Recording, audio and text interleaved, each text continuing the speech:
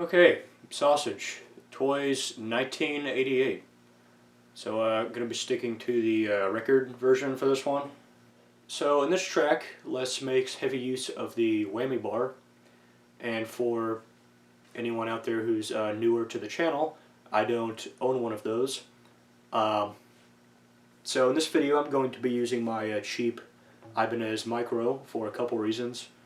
One, because I don't like doing the old neck bend on my more expensive instruments. And two, because on a short scale instrument you can get lower with those neck bends. Also, I'm going to be in drop D tuning for this one,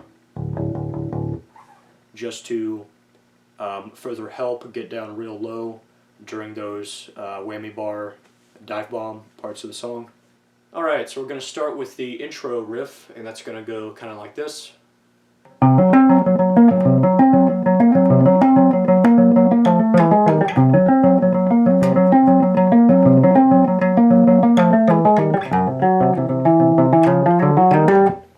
Alright, to slow that down a bit.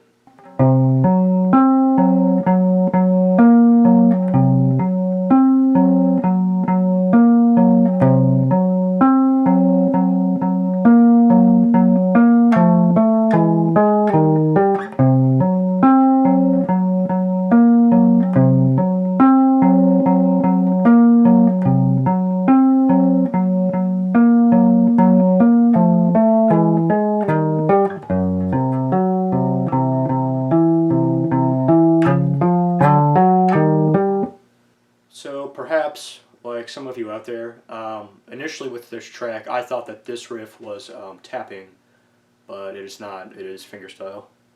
Alright, so we're going to start with this here tritone shape. Okay, so the first four notes are going to be A15, D16, G17, and then D16 again.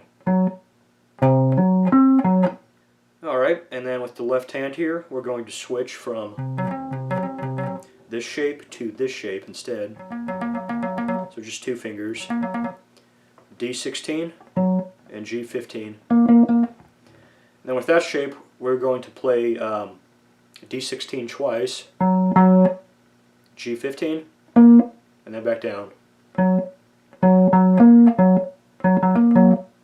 Alright, so all together.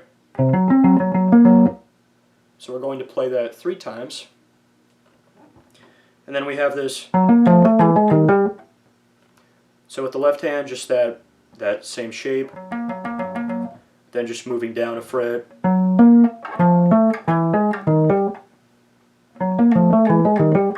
So what you could do here, and in my opinion is the easier thing to do, is to pluck the D and G strings each with one designated finger, so kind of like. However, just to my ears anyway, that doesn't sound quite right. I think it might be more like alternating with the fingers, plucking like the G, and then up, and then hitting the D, and then switching fingers to start over on the G string. So kind of like. But anyway, we're going to play that twice in the intro and then take it down here. So it's the same exact thing, same exact pattern, only it's down here at A9 through G11, and then coming up with that instead of down. So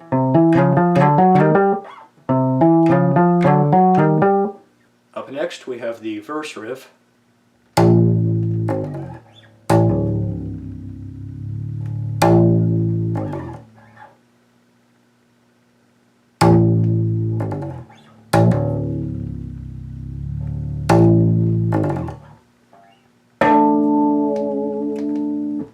Alright, so we're going to start with a left-hand tap on E7, or E5 if you're playing this in standard tuning, and then we're going to hang on that for a little bit before kind of sliding down here. Okay, so up next we're going to do another left hand tap at E7, but then very quickly pull off to the open string, open E, well, you know, in this case it'd be D, but yeah, okay, and with that open string ringing out, very quickly reach over here to do a neck bend, and with this bend you'll want to like try to go down low pretty quickly and then slowly bring it back up. And you know, of course this is easier to do if you have a whammy bar, but whatever. So kind of like, so if you're doing this without a whammy bar, you know, pretty much this entire time you can just have your right arm like resting against the body of your bass, you know, grabbing the upper horn. Okay, and then another, and that's pretty much the verse riff. But you know, in this track there's some fills sprinkled in with this riff. The first of which is a strum at the 7th fret harmonic at like 25 seconds in, I want to say, with some, you know, tremolo thrown on there. Shortly after that we have a fill which is just tapping at DG14,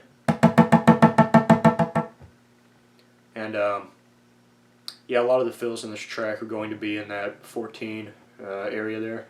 Alright, so going into the first chorus of the track, we're just going to do some slapping on the E string, starting up high and just going down. Okay, and then the chorus riff's going to go like this.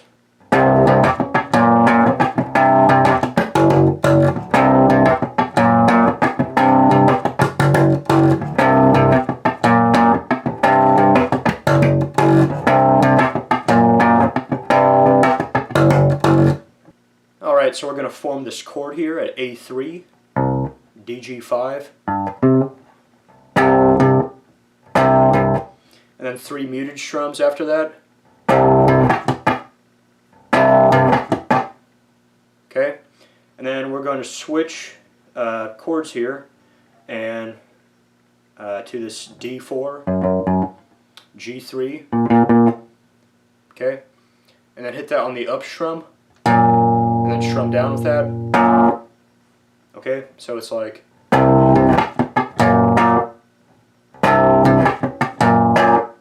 okay, and then 3 more muted strums. So,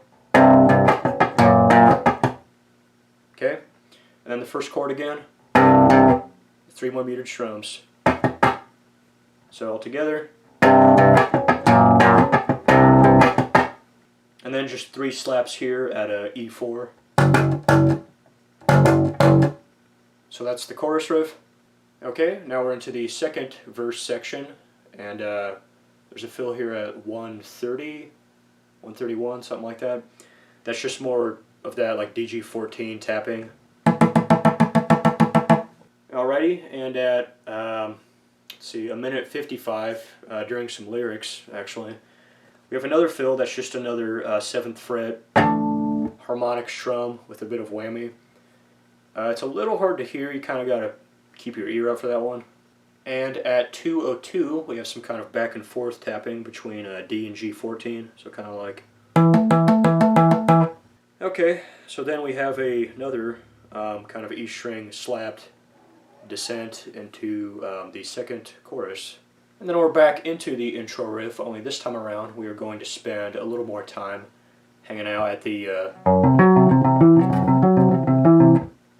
around the 3-minute mark we have this fill here which is just strums at DG14, so like, and then at 3:09 we have this like tapping that's kind of moving back and forth between DG14 and 17, which goes kind of like this.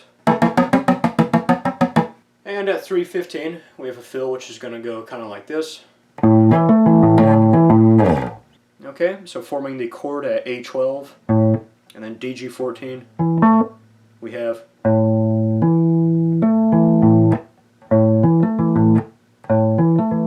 and then at 3:21 he does some tapping which is very high up on the fretboard at like the 25th or 6th fret, I want to say, which which is higher than this bass goes, but yeah, to just go as high as you can, I guess. But you know, the bar chord shape. So, and then there's this kind of a D, G, D thing going on. So kind of like that. And at 330, there's the same kind of thing going on. The like D, G, D thing going on, and it's like descending. But where does it start? Again, I don't really know. Higher than this bass can go. Alright, now we are in the final chorus, and the final chorus is going to go a little bit differently. The chords that are being strummed are going to move upward. So we started off at the usual place, but then we're going to move it up a whole step, so A5, you know, D, G, 7, and then the other chord at, so, ugh. But then that slapped note is actually not going to move upward, it's just going to stay at E4. And lastly, we're going to take that up 3 frets, so A8, DG10. And still slapping at E4. But right before taking it up here to, we're actually going to hang out on the E4 slapping a little bit there, so that's going to be kind of like. So then the intro riff is basically just going to play the song out, and yeah, there you go, Toyz 88.